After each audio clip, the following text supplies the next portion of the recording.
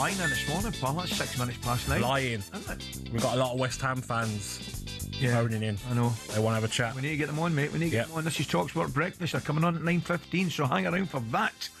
talkSPORT Breakfast, Ali and excuse me, Gabby with you this morning, and Arnold Clark's Real Sailors. Huge savings to be had on over 20,000 cars. Right, we've been flying chatting Gabby's Villa. They're absolutely buzzing, and so they should be, after beating Manchester United 2-1 yesterday.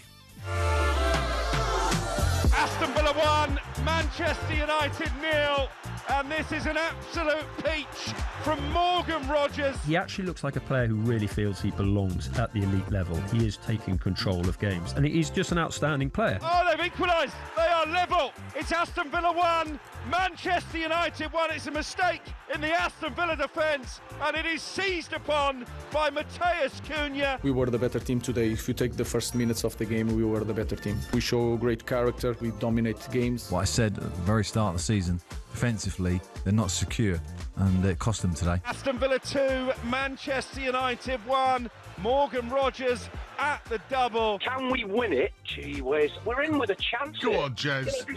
Come on, Villa. Have to start talking surely about the Rogers-inspired villains as potential title winners. Today we were playing the day 17.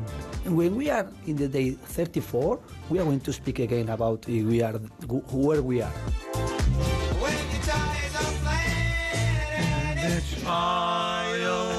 Aston Villa. Let's get in there. Brilliant, correct. 10 wins in the bounce, 3 points off the top. Absolutely smashing 10. Lying. Villa fan, they are. Morgan Rogers, 2 goals enough to put away Man United, and now find themselves 7th place in the league. A setback for their quest to be for a top 5 finish. Now, after the game, United boss Ruben Amorim said that he believed United were a better side. We were the better team today. If you take the first minutes of the game, we were the better team.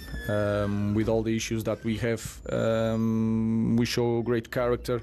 I think we have been consistent in the way we create chances. We dominate games. We were good on the ball today.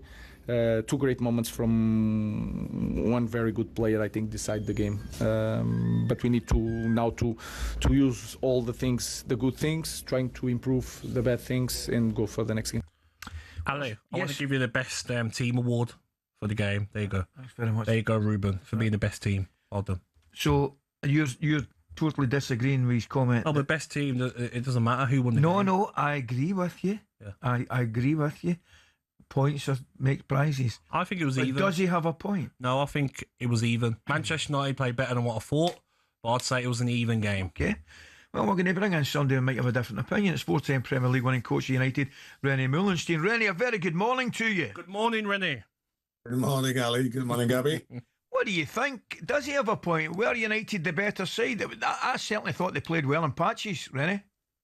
No, I agree. They did really play well. I expected, to be fairly honest, Aston Villa to be a little bit more dominant, to have a bit more authority on the ball, to keep the ball better. But I thought Manchester United pressed really well early parts of the game, and they played some really good stuff. You know, they asked questions, but again, it shows that what a world-class goalkeeper they have in Martinez. Yeah. Yes. He saved them on a few occasions, and those players in those games, Martinez, and all the other ones in the midfield and up front, they made the difference for us, and obviously Morgan Rogers showed what a special player he is. Rene, I have to admit, jokes aside, what Manchester United done well was they crowded that midfield, didn't they? They made it difficult for Villa to get out at all. Onana, Tielemans, Kamara found it difficult to get the ball, and I thought the tactics were spot on from Amorim.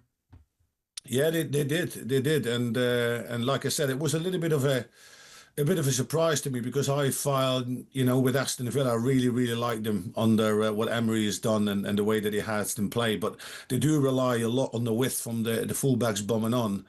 And then obviously they use the players in the midfield, but there was no space to play. No. Man United nullified that really well. But as you said before, Gabby, goals change games and goals win games. And Aston Villa scored 2 fantastic goals through Morgan Rogers, and they got it over the line. Where are you at this moment in time, Rennie, with Manchester United? I'm looking at them, and the cats. They're an opportunity. I know the 4 each game with Bournemouth was a terrific game to watch if you're a neutral, and then they played well, but can't pick up the points against Villa. and in all intents and purposes, are they where they deserve to be, or are they a little bit unlucky not to be perhaps top 5? I mean, they could have gone joint 4th. I don't think they're unlucky, Ali. I think that's a little bit self-inflicted. I go even further back than that because I said it, I think, in the same show. Before they played Nottingham Forest and Tottenham Hotspur, if they would have won both of those games, yeah, it would have been 3 points of Arsenal. Yeah. They would have been there or thereabouts. Then they would have nestled themselves in the top 4. And you know what that can do to a team, giving the confidence, the self-belief, etc. But they didn't. They had 2 draws. And then along the way, they lose at home to 10-man Everton. They don't get they get the draw against Bournemouth at home 4-4. The vulnerability is they concede too many goals. And that's why they are where they are. Yeah. Yeah. Rene, you've won many Premier Leagues as a coach, fantastic coach at Manchester United. What does this Villa team need to get it over the line to win the Premier League? Well, first of all, they need a very good manager, and they have that. They have in Emery, somebody that knows what it's like to win and know how to handle the sort of pressure. The biggest thing is not to get carried away where they are at the moment. You know, if you look at Aston Villa, they've had a few lucky wins, so to speak, but that is all part and parcel. You know, away to Brighton, away to West Ham. You know, late winners in the game, which is really, really good. The key is the consistency, to make sure they keep the key players fit. Yes. You know, I mentioned Martinez. You know, obviously the captain is so important. Morgan Rogers is important. All of those players are so important. The consistency to keep going. The thing is this: if they can get over the next 3 months, January, February, March, and if they are still in this position where they are now, that's when they really can start to think, listen, guys, we've got so many games to go. We can see the light at the end of the tunnel. If we can get over those wins, and then, you know, something could happen what happened to Leicester so many years ago. The problem is, though, isn't it, Rene, with Villa, is that he's dying to win his Europa League, so he can't rest players in that. So that might catch up with them, mightn't it? Yeah, it could be. It could be because that's where you need to, the depth of the squad. But I think they do have some good players to come on from the bench as well. Maybe they do something in January. I don't know, but I like the way they play. I like the way he goes about his business, and I wish them well. Tell you, Rene, you're talking about keeping key players fit. United now got a big problem, big problem with no Bruno. Absolutely, because you can go back to that, Ali, and you're absolutely spot on, because basically everything starts with him, goes through him. He is the most influential player for Manchester United going forward for many years already. So it's a big loss. Yeah, definitely. Listen, Rene, thanks very much for your time. Really appreciate you coming on. Thank you, Rene. Hope you and the family have a wonderful Christmas, mate.